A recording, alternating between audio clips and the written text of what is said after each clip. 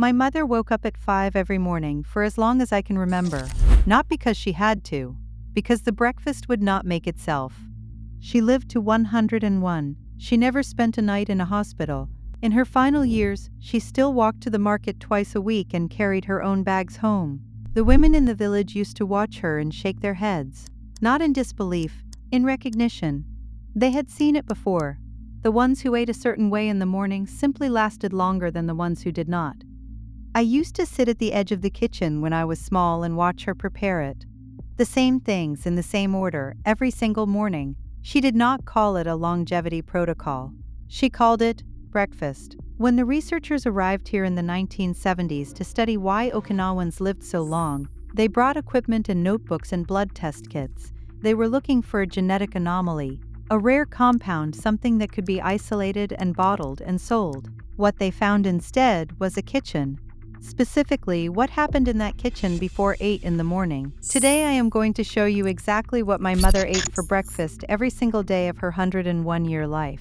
Not a modern version, not a simplified adaptation, the actual breakfast, the actual ingredients, the actual order, and the science that explains why each piece of it worked the way it did. Stay until the fourth thing, that one the researchers spent 3 years arguing about before they agreed it belonged in the paper. You will understand why when you hear it. Before I tell you what she ate, I want to tell you what she never ate in the morning. She never ate anything sweet. Not fruit, not honey, not anything that came from a package. The idea of starting the day with something sweet would have struck her as bizarre, like beginning a long journey by sitting down. She never ate in a hurry. The breakfast took as long as it took. If someone was waiting, they waited. She never ate standing up or in front of anything, or while thinking about something else. The kitchen in the morning was the only thing happening in the morning. These are not small details. I will come back to them. The first thing she made every morning was miso shiru, not from a packet, not the instant kind.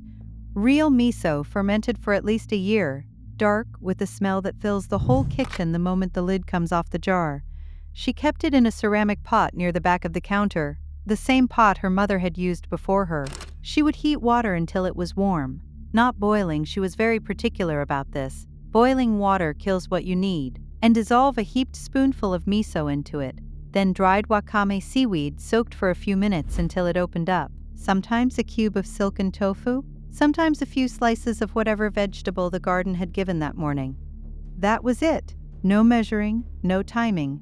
She had made it 10,000 times. Here is what that bowl was doing inside her body every morning before anything else arrived. Fermented miso contains live bacterial cultures that go directly to work on the gut lining.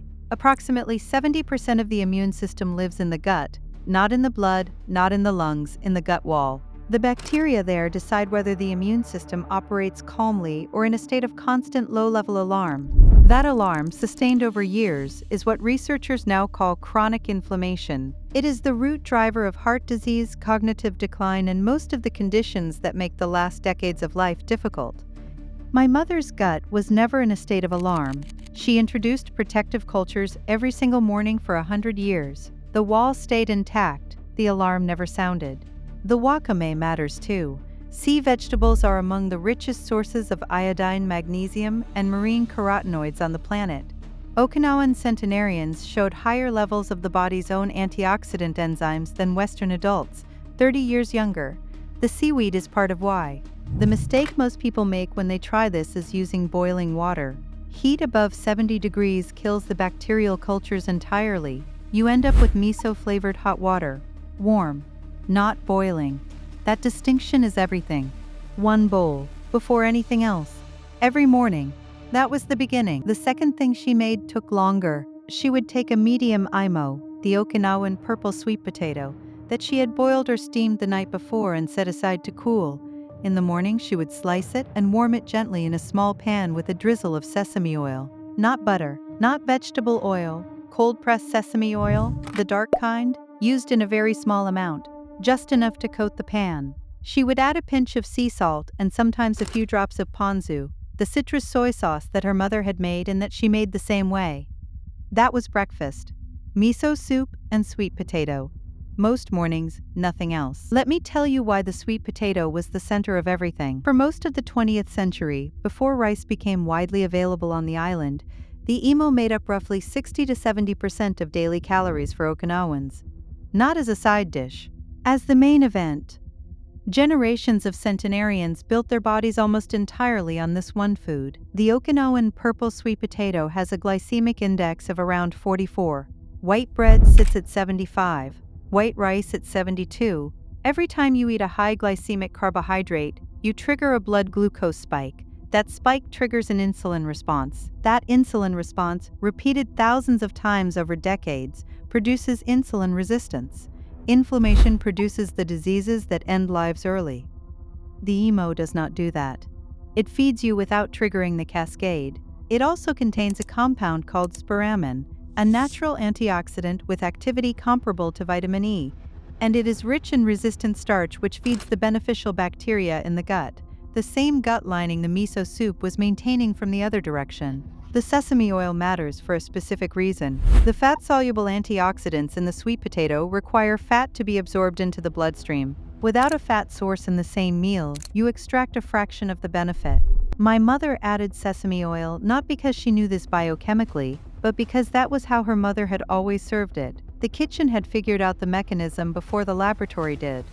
If you can find the purple Okinawan variety at an Asian grocery store, use it. Orange sweet potato is fine. Both work. The mechanism is similar. But the purple variety has been sitting in Okinawan soil for 400 years, and the research on it specifically is the most consistent. Boil or steam it the night before. Warm it gently in the morning. A small drizzle of oil. A pinch of unrefined sea salt. That is the second piece. The third thing was green tea. Not immediately. She would finish the miso soup and the sweet potato first, slowly sitting down before the tea appeared. The tea was the end of breakfast, not the beginning. She brewed it from loose leaves, steeped for about 2 minutes in water that had cooled slightly from boiling, around 80 degrees. She drank it without anything added. No sugar, no milk, nothing. Just the tea. Green tea contains a compound called EGCG, epicallication gallate, which is one of the most studied polyphenols in the world. A 2006 study published in the Journal of the American Medical Association followed over 40,000 Japanese adults for 11 years and found that consumption of 5 or more cups of green tea per day was associated with significantly reduced mortality from all causes, with the strongest effects on cardiovascular disease. Here is what most people in the West miss about green tea. The benefit is not in the caffeine. It is in the specific combination of EGCG and L-theanine, an amino acid found almost exclusively in tea leaves that produces a state of calm, focused alertness that coffee does not produce. Caffeine without L-theanine produces a cortisol spike. Caffeine with L-theanine produces something closer to what researchers describe as relaxed attention. My mother's mornings were calm. She was never rushed, never anxious, never wired. Part of that was the morning itself, the slow breakfast, the quiet kitchen. Part of it was the tea. The two things worked together. She drank 2 or 3 cups before the morning was finished, not gulped. Sip slowly, usually while sitting near the window. Brew it from loose leaves if you can. Bagged tea works, but the leaf-to-water ratio is harder to control and the quality varies more. 2 minutes. Water that has cooled slightly from boiling. Drink it slowly. Let it be the end of breakfast rather than the fuel that starts the engine. Now the fourth thing, the one the researchers argued about. It is not a food. When the Okinawa Centenarian study team published their findings on diet and longevity, one researcher kept pushing to include something in the data that the others felt was too difficult to quantify. He had noticed it in every centenarian home he visited, every single one. Breakfast was never eaten alone, not always with family. Sometimes family was gone or far away, but there was always someone, a neighbor who came by every morning before the market, a sister who lived 2 houses down, a grandchild who stopped in on the way to school, even just a friend who sat with a cup of tea while my mother ate. The researchers' argument was that this was not incidental, that the social context of the meal was part of the biological mechanism of the meal, that eating in company produced a different hormonal environment than eating alone. Lower cortisol, higher oxytocin, a nervous system state closer to calm than to threat. His editor told him it was too speculative. he published it anyway in an appendix. 20 years later, a study in the journal Psychological Science confirmed what he had suspected. Eating with others is associated with greater feelings of well-being, higher self-esteem, and lower rates of depression than eating alone, independent of what is eaten or how much. The social meal is not just culturally preferable, it is biologically different from the solitary one. My mother never ate breakfast alone if she could avoid it. When my father was alive, they ate together. When he was gone, her neighbor Yoshiko came every morning at 6:30 and they ate together until Yoshiko passed. After that, I came, and when I could not come, she waited until she had company before she started. I asked her once why she would not just eat and get on with her day. She looked at me the way she sometimes did when she thought I had said something very young. She said, "Food is not fuel. It is how you tell yourself you are still here. 4 things. Let me say them plainly. 1. Miso soup. Real fermented miso, warm water not boiling, dried seaweed, whatever the kitchen has. Before anything else, every morning. 2. A medium sweet potato, warmed with a small drizzle of oil. Unrefined sea salt. The fat makes the antioxidants absorbable. The resistant starch feeds what the miso started. These two work together. 3. Green tea, loose leaf, brewed after the meal is finished, slowly, without rushing. 2 or 3 cups. 4. Someone to eat with. A neighbor, a family member, a friend who comes by. If you eat alone every morning, this is the one change on this list most likely to extend your life. Not because of what it does to your diet, because of what it does to your nervous system every day for decades. My mother is gone now. She passed quietly at 101, in the same house where she was born, in the same village where her mother and grandmother had lived and died before her. The morning after she passed, I came to the kitchen out of habit and started making miso soup. I did not know what else to do. I boiled the water. Then I remembered, not boiling, warm, and I turned the flame down. I dissolved the miso. I sliced the sweet potatoes she had left sitting on the counter the night before, already prepared for the next morning.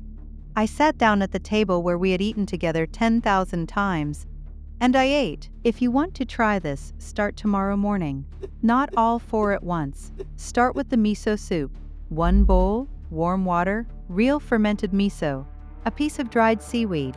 That is 5 minutes and 2 ingredients. See how your morning feels by 10 o'clock. Drop a comment and tell me which of the 4 you are starting with. And if you want to keep going deeper into how the oldest people on this island actually lived, not supplements, not trends, the real practices, subscribe to Okinawan Secrets. My mother would have liked knowing people were still paying attention. She kept the knowledge alive by practicing it every morning. Now you have it too.